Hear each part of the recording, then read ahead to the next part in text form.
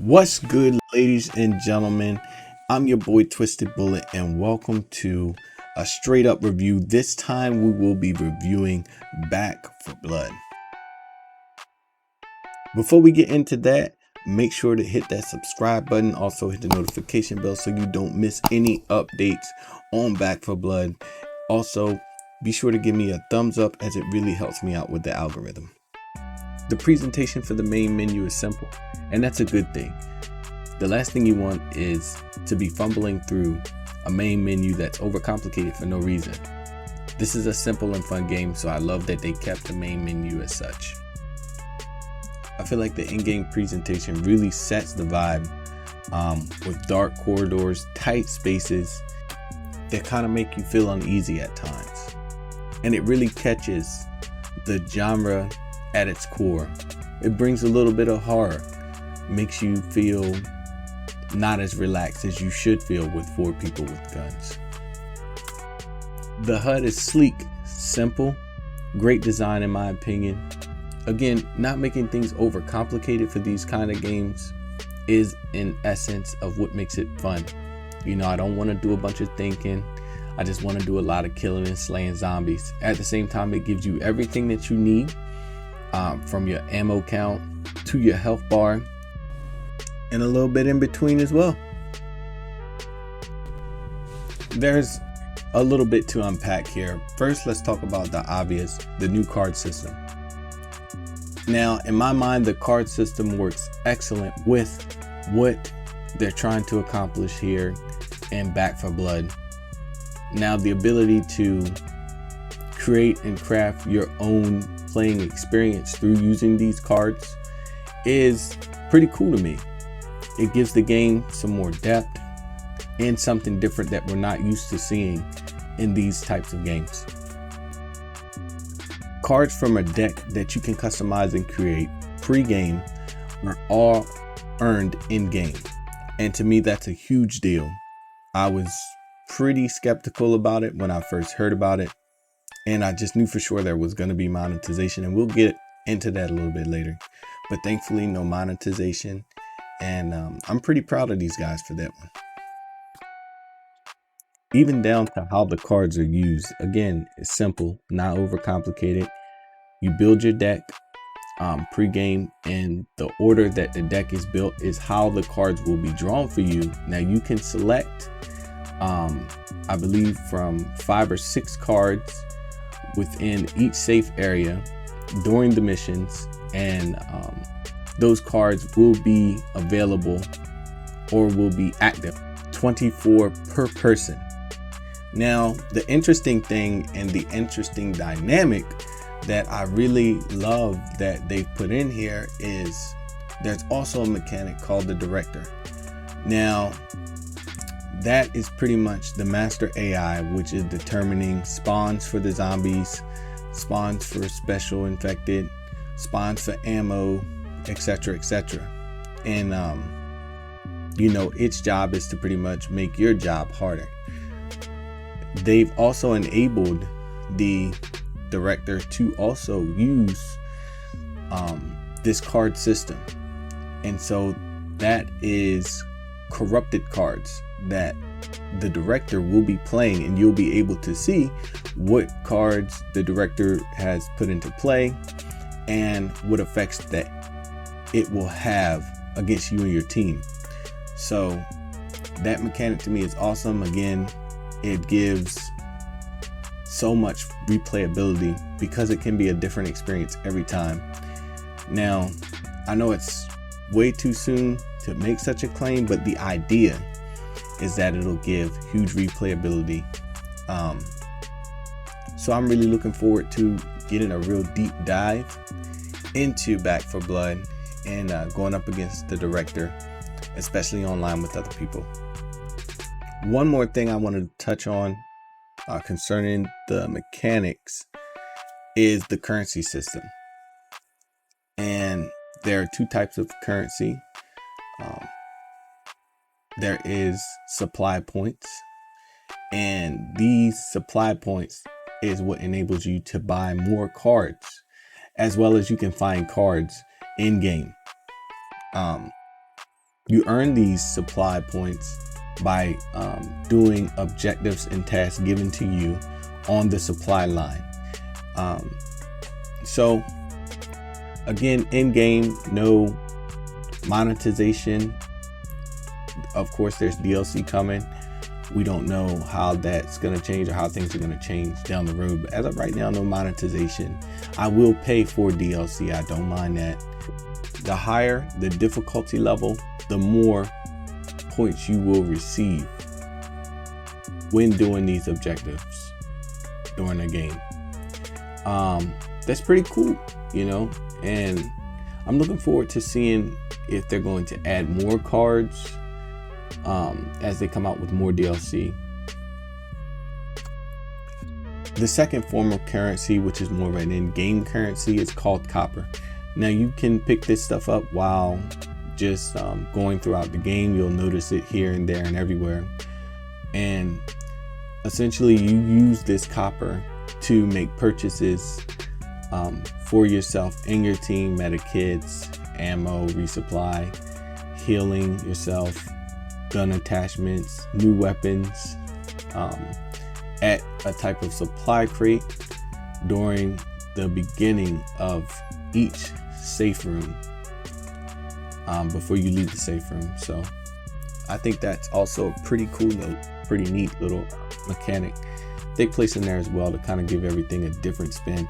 It's not like how Left 4 Dead was, where, you know, all the guns and medikits and stuff you need are right there in the beginning of each sub-act.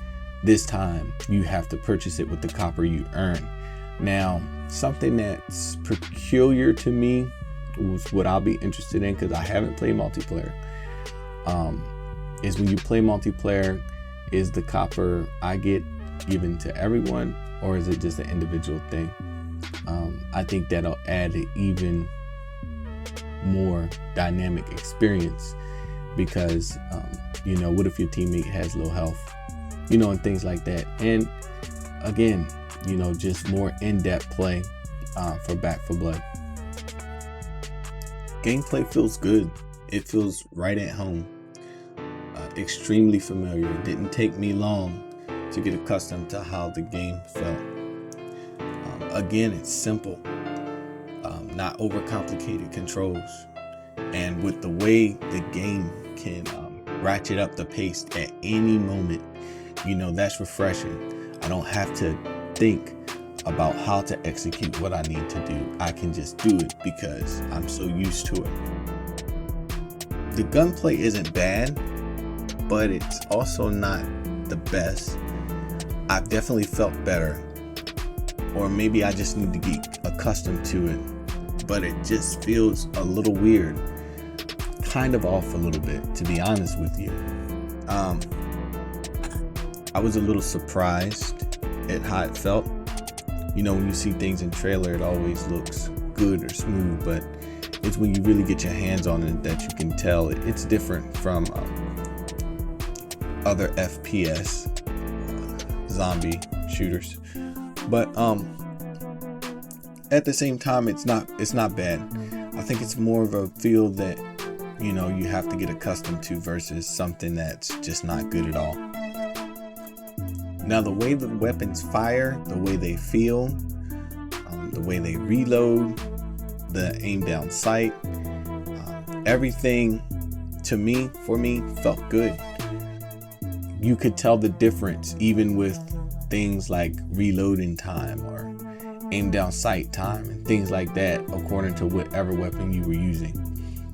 For me, the melee weapons felt the best, and I may even be going with a melee build for my Back 4 Blood profile. So we'll see, but I gotta give the melee weapons the leg up on this one for sure. I noticed though the melee weapons weren't as effective against special infected, so you're gonna definitely want to make sure that you have some kind of banger to lay them down. The movement in the game was also something that was really refreshing to me, especially the ability to vault over things. And I know that's something that's really simple, but it was something that wasn't included in the Left 4 Dead formula. But you can see that there's been various updates and various upgrades that Turtle Rock Studios have brought to this game. It has some remnants of Left 4 Dead. I hear people calling it a spiritual successor, but to me this feels like a different game. It just has some of the best parts of Left 4 Dead they brought, and then they even brought some new ideas and some innovative ideas that really make this game something new to me. The special infected can be a challenge for sure.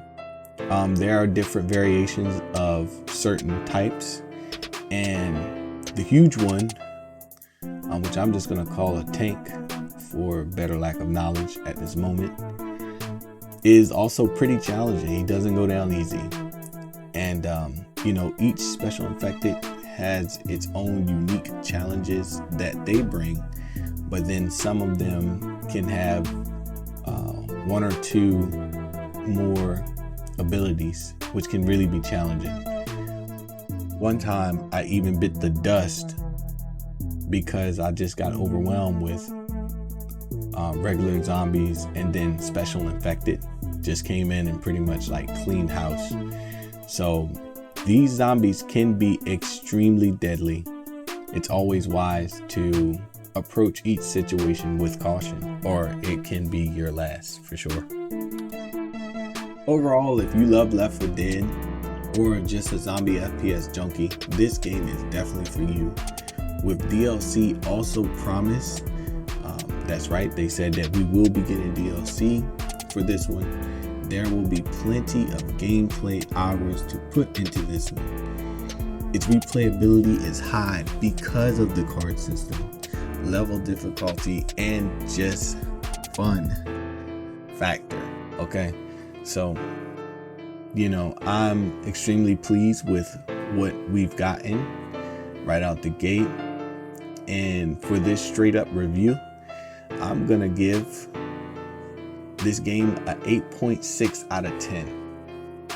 Now I know what you're thinking, 8.6 out of 10. Didn't you just say you loved the game? Well, there were some areas that I wasn't too pleased with, but that weren't bad. Particularly the gunplay. Like I said, it just felt a little foreign to me. I didn't feel at home. Sometimes I didn't feel like I was as effective as I wanted to be. But again, that could just be me, and it could just be me taking some time to get used to the game and everything that it has to offer.